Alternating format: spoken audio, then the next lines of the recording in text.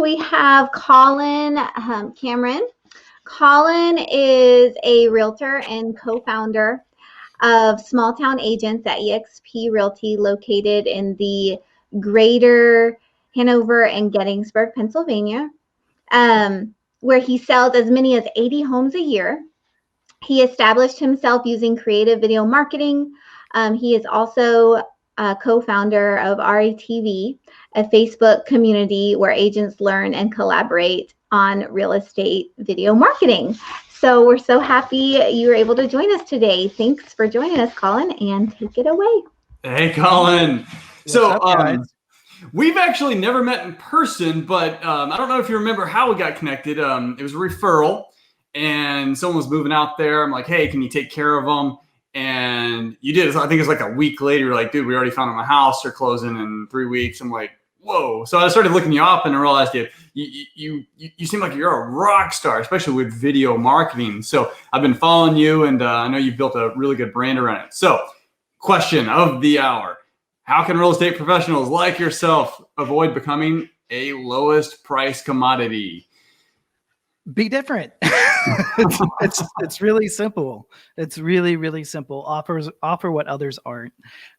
When you look at what everybody else is doing in your marketplace, run the other direction as hard as you can. And for me, that was looking around and seeing the landscape, and everybody had on a suit jacket and a tie, and they were professionals, and they were not the average Joe, and they were not very approachable. And I agreed very early on that I was going to market differently, and Facebook was my means, and so was video, and I embraced it. Yeah, you have, and you're very good at it too, because not everyone's cut out for video. I think video is powerful, but not everyone's going to be great in front of a camera or just feel comfortable in front of a camera. Well, was that natural for you in the beginning? No, not at all. I have some really crappy content. If you go back about 4 years ago, you can find it. It's there. Shot, I think, even on this webcam, if I'm honest.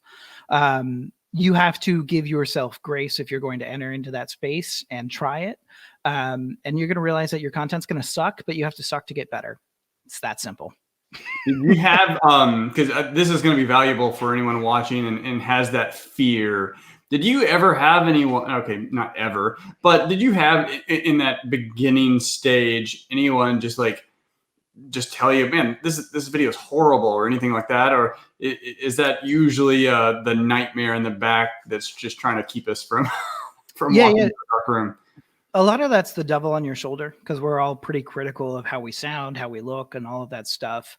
And the way I equate it to agents really is, crap, we'll pay for a billboard. We'll pay for our face to be on a bench. We'll literally let somebody sit on us, but we won't put our face out there with our voice.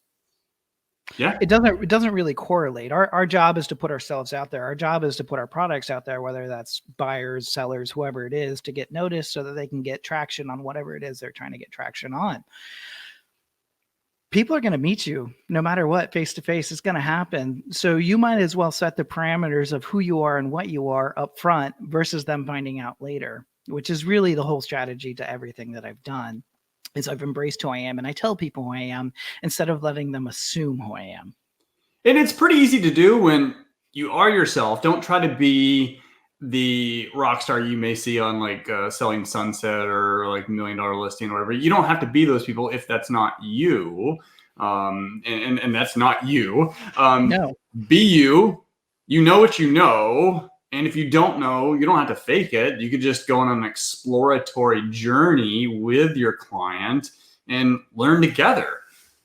Well, and I think that's a really good point. I think a lot of people have these ambitions when they get licensed. Oh, I'm only going to list $1 million properties, or I'm going to get into a luxury market, blah, blah, blah, blah, blah.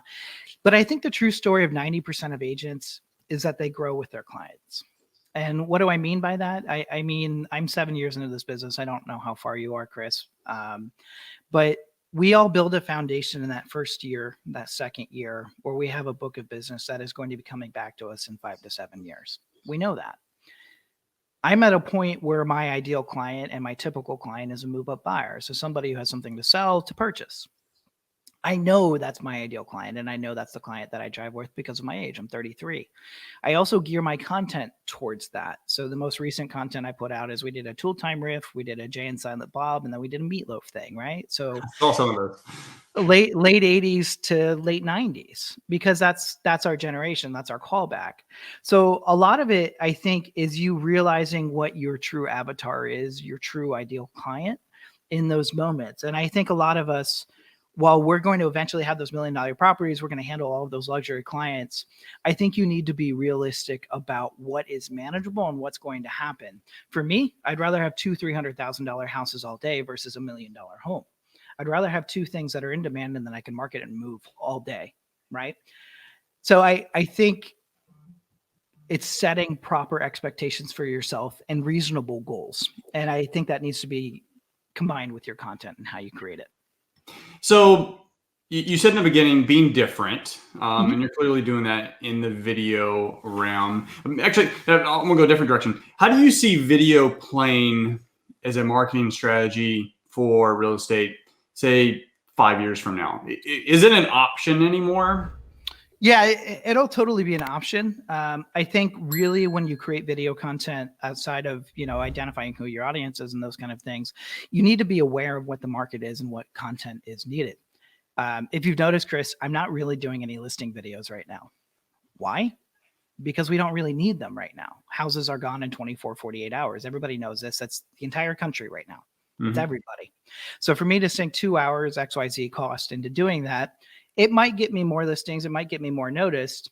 But really what I'm focusing on right now is my evergreen content. What is the content that I can create right now, get noticed right now, and carry over for a year, 2, 3 years from now? Is what can I create in this moment to keep me front and center, TOMA, top of mind association for people, while still putting out content? That's pretty powerful because whether it's video, whether it's a graphic post or a live chat Q&A, like that stuff's on there forever. You send out a direct mail, it's in front of them for 15 seconds before it's thrown in the trash. Right.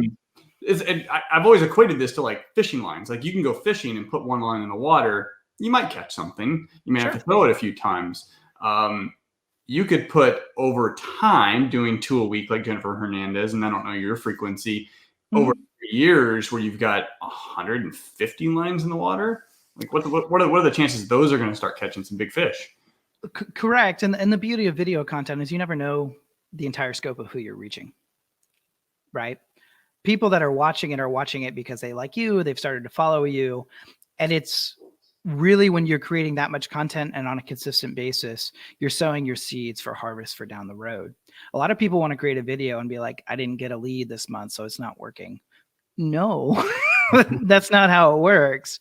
This is 2-3 year down the road kind of stuff. I have a healthy pipeline right now because people call me because I've been consistent about my content, not because they saw one video. That's very rare.